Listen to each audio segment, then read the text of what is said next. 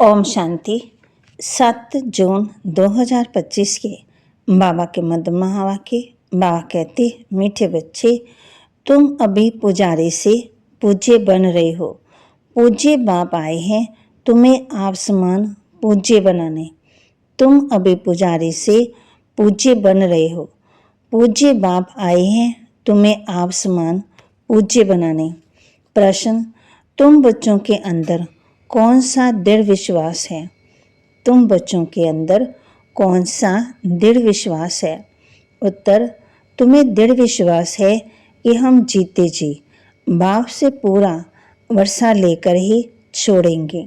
बाबा की याद में ये पुराना शरीर छोड़ बाप के साथ जाएंगे। बाबा हमें घर का सहज रास्ता बता रहे हैं। गीत ओम नमो शिवाय।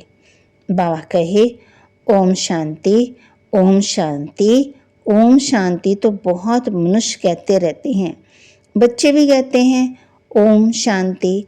अंदर जो आत्मा है वह कहती है ओम शांति, परंतु आत्माएं तो यथार्थ रीति अपने को जानती नहीं, ना बाप को जानती। भले पुकारते हैं परंतु बाप कहते हैं मैं जो हूँ जैसा हूँ, यथार्थ रीति मुझे कोई नहीं जानते। ये ब्रह्मा भी कहते हैं कि मैं अपने को नहीं जानता था कि मैं कौन हूँ, कहाँ से आया हूँ। आत्मा तो मेल है ना, बच्चा है, फादर है परमात्मा। तो आत्माएं आपस में भाई भाई होगी। फिर शरीर में आने के कारण कोई मेल कोई फीमेल कहते हैं, परंतु यथार्थ आत्मा क्या है ये कोई भी मनुष्य नहीं जानते।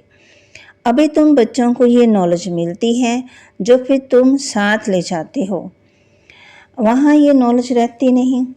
हम आत्मा ये पुराना शरीर छोड़ दूसरा लेते हैं। आत्मा की पहचान साथ में ले जानते हैं ना। बाप कहते हैं अपने को आत्मा समझ बाप को याद करना है। धारणा के लिए मुख्य सार, पहला साक्षी हो अपने को देखना है कि हम कहाँ तक पुरुषार्थ करते हैं, चलते फिरते कर्म करते कितना समय बाप की याद में रहते हैं।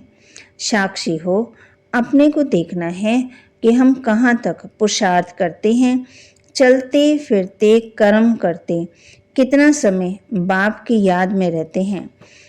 दूसरा, इस शरीर से कभी भी तंग नहीं होना है। इस शरीर से ही जो करके बाप से वर्षा पाना है, इस शरीर में ही जी करके बाप से वर्षा पाना है। स्वर्गवासी बनने के लिए इस लाइफ में पूरी स्टडी करनी है। वरदान, त्रिकालदर्शी और साक्षी दृष्टापन। हर कर्म करते बंधन मुक्त स्थिति के अनुभव द्वारा दृष्टा रूप भाव। बाप कहते हैं त्रिकालदर्शी और साक्षी दृष्टा भाव हर कर्म करते बंधन मुक्त स्थिति के अनुभव द्वारा दृष्टांत रूप भाव।